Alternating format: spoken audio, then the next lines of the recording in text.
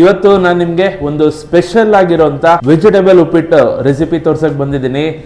ಏನಕ್ಕೆ ಇದು ಸ್ಪೆಷಲ್ ಅಂದ್ರೆ ಉಪ್ಪಿಟ್ಟಿಗೆ ಅಂತಾನೆ ಒಂದು ಸ್ಪೆಷಲ್ ಆಗಿರುವಂತ ಒಂದು ಮಸಾಲಾ ಪುಡಿನ ರೆಡಿ ಮಾಡಿಕೊಂಡು ಆ ಮಸಾಲಾ ಪುಡಿನ ಉಪಯೋಗಿಸ್ಕೊಂಡು ನಾವು ಉಪ್ಪಿಟ್ಟು ಮಾಡೋಣ ಇವತ್ತು.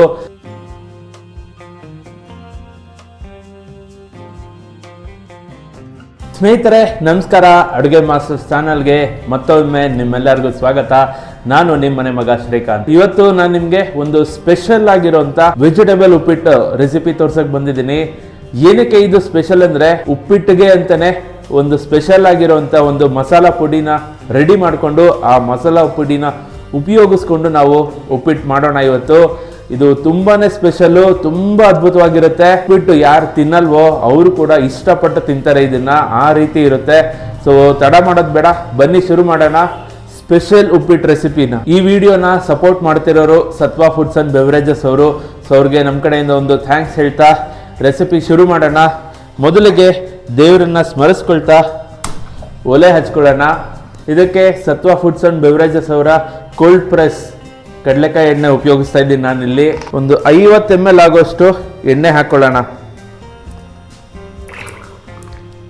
ನೈಸರ್ಗಿಕ, ರುಚಿಕರ ಹಾಗೂ ಶುದ್ಧ ಆರೋಗ್ಯಕರ ಎಣ್ಣೆಗಾಗಿ ಬಳಸಿ ಸತ್ವಾ ಕೋಲ್ಡ್ ಪ್ರೆಸ್ ಆಯಿಲ್ಸ್ ಈಗಲೇ ಆರ್ಡರ್ ಮಾಡಿ. ಎಣ್ಣೆ ಕಾದಿದೆ. ಇದಕ್ಕೆ 1 ಸ್ಪೂನ್ ಆಗೋಷ್ಟು ಸಾಸಿವೆ ಹಾಕೊಳ್ತಾ ಇದ್ದೀನಿ.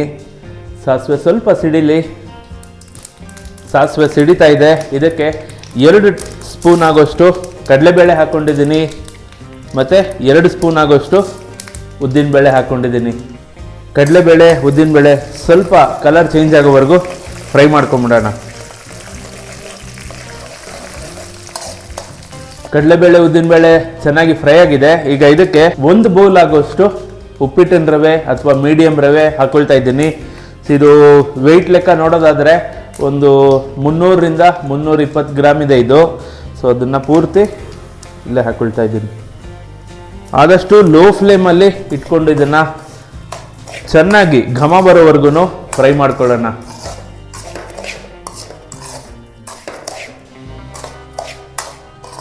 ಮೀಡಿಯಂ ಟು ಲೋ ಫ್ಲೇಮಲ್ಲೇ ಇಟ್ಕೊಂಡು ಇದನ್ನು ಫ್ರೈ ಮಾಡ್ಕೊಳ್ಳಿ, ಇಲ್ಲ ಅಂದರೆ ಸೀದೋಗ್ಬಿಡುತ್ತೆ. ಮಾಮೂಲಿ ಉಪ್ಪಿಟ್ಟು ಥರನೇ ರೆಸಿಪಿ, ಬಟ್ ನಾನು ಹೇಳಿದ್ನಲ್ಲ ಸ್ಪೆಷಲ್ ಮಸಾಲೆ ಪೌಡರು, ಆ ಮಸಾಲೆ ಪೌಡರನ್ನೇ ಈ ಉಪ್ಪಿಟ್ಟಿಗೆ ಹೈಲೈಟು. ಸೊ ತೋರಿಸ್ತೀನಿ ಅದೇನು ಅಂತ. ಸ್ನೇಹಿತರೆ, ಉಪ್ಪಿಟ್ಟಿನ ರವೆ ಘಮ ಬರ್ತಾ ಇದೆ, ಕಲರ್ ಕೂಡ ಚೇಂಜ್ ಆಗಿದೆ. ಸೊ ಇಷ್ಟು ಫ್ರೈ ಆದ್ರೆ ಸಾಕು. ಇದನ್ನ ಪಕ್ಕಕ್ಕೆ ಇಟ್ಬಿಟ್ಟು ಮುಂದಿನ ಪ್ರೊಸೆಸ್ ಏನು ನೋಡೋಣ. ಸ್ನೇಹಿತರೆ, ಹುರಿದಿದ್ದಂಥ ರವೆನ ಪಕ್ಕಕ್ಕೆ ಎತ್ತಿಟ್ಟಿದ್ದೀನಿ. ಅದೇ ಬಾಣಲಿಗೆ ಒಂದು ಒಗ್ಗರಣೆ ಹಾಕ್ಬಿಟ್ಟು ರವೆ ಹಾಕ್ಬಿಟ್ರೆ ಉಪ್ಪಿಟ್ಟು ರೆಡಿ ಆಗಿಬಿಡುತ್ತೆ. ಸೊ ಇದಕ್ಕೆ ಫಸ್ಟು ಎಣ್ಣೆ ಹಾಕ್ಕೊಳ್ತಾ ಇದ್ದೀನಿ. ಮತ್ತೆ ನಾನು ಸತ್ವಾ ಫುಡ್ಸ್ ಅಂಡ್ ಬೆವರೇಜಸ್ ಅವರ ಕೋಲ್ಡ್ ಪ್ರೆಸ್ ಕಡಲೆಕಾಯಿ ಎಣ್ಣೆ ತೊಗೊಂಡಿದ್ದೀನಿ. ಒಂದು 75 ml ಆಗೋಷ್ಟು ಎಣ್ಣೆ ಹಾಕ್ಕೊಳ್ಳೋಣ. ನಾವು ಎಷ್ಟು ರವೆ ತೊಗೊಂಡಿರ್ತೀವಿ ಅದರ ಕಾಲು ಭಾಗ ಅಷ್ಟು ನಾವು ಎಣ್ಣೆ ಹಾಕಬೇಕು. ಅಲ್ಲಿ ಒಂದು 300 ಗ್ರಾಮ್ ಇದೆ. ಸೊ 300 ಗ್ರಾಮ್ಗೆ 25% ಅಂದರೆ 75 ಆಗುತ್ತೆ. ಒಂದು ಅಪ್ರಾಕ್ಸಿಮೇಟ್ 75 ml ಅಷ್ಟು ಎಣ್ಣೆ ಹಾಕ್ಕೊಂಡಿದ್ದೀನಿ. ಎಣ್ಣೆ ಸ್ವಲ್ಪ ಕಾಯಿಲಿ. ಇವಾಗ ಮನಸ್ಸು ಮುಟ್ಟುವಂತಹ ಪ್ರಸಾದದ ರುಚಿ ಈಗ ಪ್ರತಿದಿನ ನಿಮ್ಮ ತಟ್ಟೆಯಲ್ಲಿ. ಸತ್ವಾ ಪುಳಿಯೋಗರೆ ಗೊಜ್ಜು ಈಗಲೇ ಆರ್ಡರ್ ಮಾಡಿ. ಎಣ್ಣೆ ಕಾಯ್ತಾ ಇದ್ರೆ ಆ ಕಡಲೆಕಾಯಿ ಬೀಜದ ಪರಿಮಳ ತುಂಬ ಚೆನ್ನಾಗಿ ಬರ್ತಾ ಇದೆ. ಆ ಪರಿಮಳದಲ್ಲೇ ಹೇಳ್ಬೋದು ಎಣ್ಣೆ ಕ್ವಾಲಿಟಿ ತುಂಬ ಚೆನ್ನಾಗಿದೆ ಅಂತ. ಸೊ ನೀವೇನಾದ್ರು ಟ್ರೈ ಮಾಡೋದಾದರೆ ಅವರ ವೆಬ್ಸೈಟ್ ಅಡ್ರೆಸ್ ಎಲ್ಲ ನಾನು ಡಿಸ್ಕ್ರಿಪ್ಷನಲ್ಲಿ ಎಲ್ಲ ಮೆನ್ಷನ್ ಮಾಡಿರ್ತೀನಿ. ಒಂದ್ಸಲ ಟ್ರೈ ಮಾಡಿ, ನಿಮಗೆ ಪ್ರಾಡಕ್ಟು ತುಂಬ ಇಷ್ಟ ಆಗುತ್ತೆ. ಎಣ್ಣೆ ಕಾದಿದೆ. ಒಂದು ಸ್ವಲ್ಪ ರಿಚ್ ಆಗಿರಲಿ ಅಂತ ಗೋಡಂಬಿ ಹಾಕ್ಕೊಂಡಿದ್ದೀನಿ. ಒಂದು 20 ಸೆಕೆಂಡು ಇದನ್ನು ಬಾಡಿಸ್ಕೊಂಬಿಡೋಣ. ಗೋಡಂಬಿ ಚೆನ್ನಾಗಿ ಬಾಡಿಸಿದಾಯ್ತು. ಇದಕ್ಕೆ 1 ಕ್ಯಾಪ್ಸಿಕಮ್ ಹಾಕ್ಕೊಳ್ತಾ ಇದ್ದೀನಿ. ಉಪ್ಪಿಟ್ಟು ಮಾಡುವಾಗ ತರಕಾರಿಗಳನ್ನ ಸಣ್ಣದಾಗಿ ಹಚ್ಕೋಬೇಕು, ಯಾಕಂದರೆ ರವೆ ಚಿಕ್ಕದಾಗಿರುತ್ತಲ್ಲ, ಹಾಗಾಗಿ ದಪ್ಪಕ್ಕೆ ಹಚ್ಕೊಂಬಿಟ್ರೆ ಅದು ಮಜಾ ಇರಲ್ಲ, ತಿನ್ನೋದಕ್ಕೆ ಸರಿ ಹೋಗಲ್ಲ ಅದು. ಹಾಗಾಗಿ ಆದಷ್ಟು ಫೈನ್ ಚಾಪ್ ಮಾಡಿಕೊಂಡ್ರೆ ಒಳ್ಳೆಯದು. ನಾನಿಲ್ಲಿ ಈರುಳ್ಳಿ ಉಪಯೋಗಿಸ್ತಾ ಇಲ್ಲ. ಬೇಕು ಅನ್ನೋರು ಖಂಡಿತ ಈರುಳ್ಳಿ ಹಾಕೋಬೋದು. ಕ್ಯಾಪ್ಸಿಕಮ್ ಹಾಕೋ ಮುಂಚೆ ಈರುಳ್ಳಿನ ಒಂದ್ಸಲ ಫ್ರೈ ಮಾಡಿಕೊಂಡು ಆಮೇಲೆ ಕ್ಯಾಪ್ಸಿಕಮ್ ಹಾಕೋಬೋದು. ಕ್ಯಾಪ್ಸಿಕಮ್ಮು ಚೆನ್ನಾಗಿ ಫ್ರೈ ಆಗಿದೆ. ಇವಾಗ ಇದಕ್ಕೆ ನಾನು ತರಕಾರಿಗಳನ್ನ ಹಾಕೊಳ್ತಾ ಇದ್ದೀನಿ. ನಾನು ಇದರಲ್ಲಿ 1 ಕ್ಯಾರೆಟು, ಒಂದು 10 ಬೀನ್ಸು ಮತ್ತೆ ಒಂದು ಆಲೂಗಡ್ಡೆನ ಸಣ್ಣದಾಗಿ ಹಚ್ಕೊಂಡಿದ್ದೀನಿ, ಅದನ್ನ ಕೂಡ ಇಲ್ಲೇ ಹಾಕೊಳ್ತಾ ಇದ್ದೀನಿ. ನಾನಿಲ್ಲಿ ಬೇಸಿಕ್ ತರಕಾರಿಗಳನ್ನ ತಗೊಂಡಿದ್ದೀನಿ. ನಿಮಗೆ ಬೇಕಾದರೆ ನವಿಲ್ಕೋಸು ಹಾಕೋಬೋದು, ಸೀಮೆ ಬದನೆಕಾಯಿ ಹಾಕೋಬೋದು, ನಿಮಗೆ ಇಷ್ಟ ಆಗುವಂಥ ತರಕಾರಿಗಳನ್ನ ಹಾಕೋಬೋದು. ಸಣ್ಣಕ್ಕೆ ಹಚ್ಕೊಳ್ಳೋದ್ರಿಂದ ತರಕಾರಿಗಳನ್ನ ನಾವು ಈಗ ಫ್ರೈ ಮಾಡೋದ್ರಲ್ಲೇ ಅದು ಅರ್ಧ ಬೆಂದ್ಬಿಟ್ಟಿರುತ್ತೆ. ಇನ್ನರ್ಧ ನೀರು ಹಾಕಿ ಕುದಿಸಿದ್ರೆ ಪೂರ್ತಿ ಚೆನ್ನಾಗಿ ಬೇಯುತ್ತೆ. ತರಕಾರಿ ಎಲ್ಲ ಫ್ರೈ ಆಗ್ತಾ ಇದೆ. ಇದಕ್ಕೇನೆ ಒಂದು 5-6 ಹಸಿಮೆಣಸಿನ್ಕಾಯಿ ಹಾಕೊಳ್ತಾ ಇದ್ದೀನಿ. ಜೊತೆಗೆ ಒಂದು 2 ಇಂಚಷ್ಟು ಶುಂಠಿನ ತುರಿದಿಟ್ಕೊಂಡಿದ್ದೀನಿ, ಅದನ್ನು ಕೂಡ ಇಲ್ಲೇ ಹಾಕೊಳ್ತಾ ಇದ್ದೀನಿ. ಒಂದು ಹೈ ಫ್ಲೇಮಲ್ಲಿ ಇಟ್ಕೊಂಡು ಒಂದು 5 ನಿಮಿಷ ಚೆನ್ನಾಗಿ ತರಕಾರಿಗಳನ್ನ ಫ್ರೈ ಮಾಡ್ಕೊಂಬಿಡೋಣ.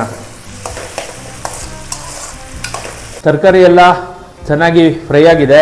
ಇದಕ್ಕೆ ಈಗ ನೀರು ಹಾಕೊಂಬಿಡೋಣ. ಉಪ್ಪಿಟ್ಟಿಗೆ ಎಷ್ಟು ಬೇಕೋ ಅಷ್ಟು ನೀರು ಹಾಕೊಳ್ಳೋಣ. ನಾನು ಇದರಲ್ಲಿ 1 ಬೌಲ್ ಆಗೋಷ್ಟು ರವೆ ತಗೊಂಡಿದ್ದೆ. ಸೊ ಅದೇ ಬೌಲಲ್ಲಿ 3 ಬೌಲ್ ಆಗೋಷ್ಟು ನೀರನ್ನ ಹಾಕೊಳ್ತಾ ಇದ್ದೀನಿ.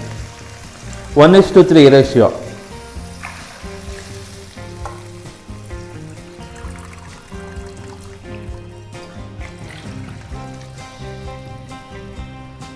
ನಿಮಗೆ ಇನ್ನೂ ಮುದ್ದೆಯಾಗಿ ಇರಬೇಕು ಉಪ್ಪಿಟ್ಟು ಅಂದರೆ ಇನ್ನೂ 1 ಕಪ್ ಹಾಕೋಬೋದು. So 1:4 ratio. 1 ಕಪ್ ರವೆಗೆ 4 ಕಪ್ ನೀರು ಹಾಕ್ಕೊಂಡು ಕೂಡ ಮಾಡ್ಕೋಬೋದು. ಅದು ಸ್ವಲ್ಪ ಮುದ್ದೆಯಾಗಿ ಚೆನ್ನಾಗಿರುತ್ತೆ. ಅದು ಕೂಡ ನೀರಿಗೆನೆ ಒಂದು ಸ್ವಲ್ಪ ಕರಿಬೇವು ಹಾಕ್ಕೊಳ್ತಾ ಇದ್ದೀನಿ, ಒಂದು ಸ್ವಲ್ಪ ಅರಿಶಿನ ಹಾಕ್ಕೊಂಡಿದ್ದೀನಿ, ರುಚಿಗೆ ತಕ್ಕಷ್ಟು ಉಪ್ಪು ಕೂಡ ಇದಕ್ಕೆ ಸೇರಿಸ್ಕೊಳ್ತಾ ಇದ್ದೀನಿ. ಒಂದು ಸಲ ಇದನ್ನು ಮಿಕ್ಸ್ ಮಾಡ್ಕೊಂಬಿಡೋಣ. ನೀರು ಚೆನ್ನಾಗಿ ಕುದಿಬೇಕು. ಇವಾಗ ಆ ನೀರು ಕುದಿಯೋಷ್ಟೊತ್ತಿಗೆ ನಾನು ನಿಮಗೆ ಹೇಳಿದ್ನಲ್ಲ ಸ್ಪೆಷಲ್ ಮಸಾಲ ಪೌಡರು, ಅದನ್ನು ರೆಡಿ ಮಾಡ್ಕೊಂಬಿಡೋಣ. ಸ್ಪೆಷಲ್ ಮಸಾಲ ಪೌಡರ್ ಮಾಡೋದಕ್ಕೆ ಒಂದು ಚಿಕ್ಕದು ಮಿಕ್ಸಿ ಜಾರ್ ತೊಗೊಂಡಿದ್ದೀನಿ. ಇದಕ್ಕೆ 1 ಹಿಡಿ ಆಗೋಷ್ಟು ಧನಿಯಾ ಹಾಕ್ಕೊಳ್ತಾ ಇದ್ದೀನಿ. ನಾನು ಇಲ್ಲಿ ಜಾಸ್ತಿ ಕ್ವಾಂಟಿಟಿ ಮಾಡ್ತಿದ್ದೀನಿ, ಯಾಕಂದರೆ ಕಮ್ಮಿ ಕ್ವಾಂಟಿಟಿ ಹಾಕ್ಕೊಂಡ್ರೆ ಮಿಕ್ಸಿಲಿ ಪೌಡರ್ ಆಗೋಲ್ಲ ಅಂತ. ಇದನ್ನು ಬರೀ ಉಪ್ಪಿಟ್ಟಿಗೆ ಮಾತ್ರ ಅಲ್ಲ, ಚಿತ್ರಾನ್ನಗಳು ಮಾಡ್ತೀವಲ್ಲ ಆ ಟೈಮಲ್ಲಿ ಕೂಡ ಈ ಪುಡಿನ ಹಾಕೋಬೋದು. ಚಿತ್ರಾನ್ನ ಟೇಸ್ಟ್ ಕೂಡ ಅಷ್ಟೇ ಅದ್ಭುತವಾಗಿರುತ್ತೆ. ಸೊ ಇದಕ್ಕೆ 1 ಹಿಡಿ ಆಗೋಷ್ಟು ಧನಿಯಾ ಹಾಕೊಂಡಿದ್ದೀನಿ, ಒಂದು ಅರ್ಧ ಹಿಡಿ ಆಗೋಷ್ಟು ಜೀರಿಗೆ ಹಾಕೊಂಡಿದ್ದೀನಿ, ಒಂದು 2 ಇಂಚಷ್ಟು ಚಕ್ಕೆನ ಒಂದು 2-3 ತುಂಡುಗಳು ಹಾಕೊಂಡಿದ್ದೀನಿ. ಜೀರಿಗೆ ಎಷ್ಟು ಪ್ರಮಾಣದಲ್ಲಿ ತಗೊಂಡಿದ್ದೀವೋ ಅದರ ಅರ್ಧದಷ್ಟು ಮೆಣಸು ಹಾಕೊಂಡಿದ್ದೀನಿ. ಸೊ ಅಲ್ಲಿಗೆ 1 ಹಿಡಿ ಧನಿಯಾ ಆಯಿತು, ಅರ್ಧ ಹಿಡಿ ಜೀರಿಗೆ, ಅರ್ಧದಲ್ಲಿ ಅರ್ಧ ಅಂದರೆ 1/4 ಹಿಡಿ ಆಗೋಷ್ಟು ಮೆಣಸು ಹಾಕೊಂಡಿದ್ದೀನಿ, 2 ಇಂಚು ಚಕ್ಕೆನ ಒಂದು 3-4 ತುಂಡು ಹಾಕೊಂಡಿದ್ದೀನಿ. ಸೊ ಇದನ್ನ ನುಣ್ಣಗೆ ಫೈನ್ ಪೌಡರ್ ಆಗೋವರೆಗೂ ಇದನ್ನ ರುಬ್ಕೊಂಬಿಡೋಣ. ಸ್ನೇಹಿತರೆ ನೋಡಿ, ಈ ರೀತಿ ನುಣ್ಣಗೆ ಇದನ್ನ ಪೌಡರ್ ಮಾಡ್ಕೊಂಡಿದ್ದೀನಿ. ಇದರಲ್ಲಿ ಒಂದು ಅರ್ಧ ಸ್ಪೂನ್, 1.5 ಸ್ಪೂನ್ ಆಗೋಷ್ಟು ನಾನು ರುಬ್ಬಿದಂಥ ಮಸಾಲೆ ಪೌಡರ್ನ ಹಾಕೊಂಡಿದ್ದೀನಿ. ಸ್ವಲ್ಪ ಕುದಿಯೋ ಹಂತಕ್ಕೆ ಬಂದಿದೆ ಆಗಲೇ. ಇನ್ನೊಂದು ಸ್ವಲ್ಪ ಕುದ್ರೆ ನಾವು ಇದಕ್ಕೆ ರವೆನ ಸೇರಿಸ್ಕೋಬಹುದು. ಪ್ರತಿಯೊಂದು ತುತ್ತಿನಲ್ಲೂ ನಿಜವಾದ ರುಚಿಯ ಮಜಾ ಸತ್ವ ಮಸಾಲ ಪುಡಿಗಳಿಂದ ಈಗಲೇ ಆರ್ಡರ್ ಮಾಡಿ. ನೀರು ಕುದಿಯೋ ಹಂತಕ್ಕೆ ಬರ್ತಾ ಇದೆ. ಇದಕ್ಕೆ ಹಚ್ಚಿಟ್ಕೊಂಡಿರೋಂಥ 1 ಟೊಮೆಟೊನ ಹಾಕೊಳ್ತಾ ಇದ್ದೀನಿ. ನಾವು ಈರುಳ್ಳಿ ಹಾಕೊಂಡಿಲ್ವಲ್ಲ ಇಲ್ಲಿ, ಸೊ ಈರುಳ್ಳಿ ಸ್ಕಿಪ್ ಮಾಡಿರೋದ್ರಿಂದ ಸ್ವಲ್ಪ ಘಮ ಚೆನ್ನಾಗಿರಲಿ ಅಂತ ಅಂದ್ಬಿಟ್ಟು ಇಂಗಿನ ಪುಡಿ ಹಾಕೊಳ್ತಾ ಇದ್ದೀನಿ. ಈರುಳ್ಳಿ ಹಾಕೊಳ್ಳೋದಾದರೆ ಹಿಂಗೆ ಹಾಕೋ ಅವಶ್ಯಕತೆ ಇಲ್ಲ. ಸೊ ಈರುಳ್ಳಿ ಹಾಕದೇ ಇರೋದ್ರಿಂದ ಹಿಂಗನ್ನ ಹಾಕೊಂಡಿದ್ದೀನಿ. ಈರುಳ್ಳಿ ಹಾಕಿದ್ರೂ ಕೂಡ ಹಿಂಗೆ ಹಾಕೋಬೋದು, ಏನು ತಪ್ಪೇನಿಲ್ಲ. ನೀರು ಕುದಿಯೋಕ್ಕೆ ಶುರುವಾಗಿದೆ. ಇದಕ್ಕೆ ಒಂದು ಅರ್ಧ ಕಪ್ ಆಗೋಷ್ಟು ಕಾಯಿ ತುರಿ ಹಾಕ್ಕೊಂಡಿದ್ದೀನಿ. ಜೊತೆಗೆ 1 ನಿಂಬೆಹಣ್ಣಿನ ರಸನ ಇಲ್ಲೇ ಹಿಂಡ್ತಾ ಇದ್ದೀನಿ. ನೀರು ಕುದೀತಾ ಇದೆ. ಸೊ ಇದಕ್ಕೆ ನಾವು ಹುರಿದಿರೋಂಥ ರವೆ ಸೇರಿಸೋವಂಥ ಸಮಯ. ಸ್ವಲ್ಪನೇ ಹಾಕ್ಕೊಂಡು ಕೂಡಿಸ್ಕೊಳ್ತಾ ಬರೋಣ.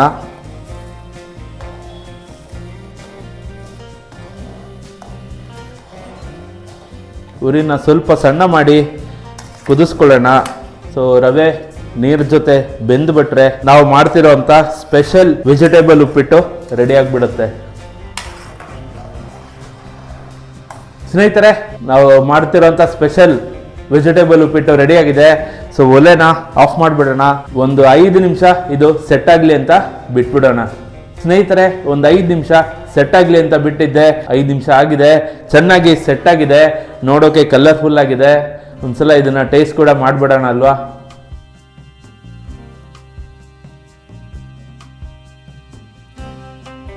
ಪ್ಲೇಟಿಗೆ ಹಾಕೊಂಡಿದ್ದೀನಿ. ಕಲರ್ಫುಲ್ ಆಗಿದೆ ನೋಡೋದಕ್ಕೇನೆ, ವಿಜುವಲಿ ಎಷ್ಟು ಅಪೀಲಿಂಗ್ ಆಗಿದೆ. ಕ್ಯಾರೆಟ್ ಆಗಿರ್ಬೋದು, ಬೀನ್ಸು ಎಲ್ಲ ಎದ್ದು ಕಾಣಿಸ್ತಾ ಇದೆ. ಅರಿಶಿನ ಹಾಕಿರೋದ್ರಿಂದ ಒಂಥರ ಲೈಟಾಗಿ ಯೆಲ್ಲೋ ಕಲರ್ ಬಂದಿದೆ. ಘಮ, ನಾವೇನು ಮಸಾಲ ಪೌಡರ್ ಹಾಕಿದ್ವಲ್ಲ ಅದರದ್ದು ಘಮ ಆಗಲೇ ಮೂಗಿಗೆ ಬರ್ತಾ ಇದೆ. ಸೊ ಇದನ್ನು ಟೇಸ್ಟ್ ಮಾಡಿಬಿಡೋಣ ಒಂದ್ಸಲ ಹೇಗಿದೆ ಅಂತ.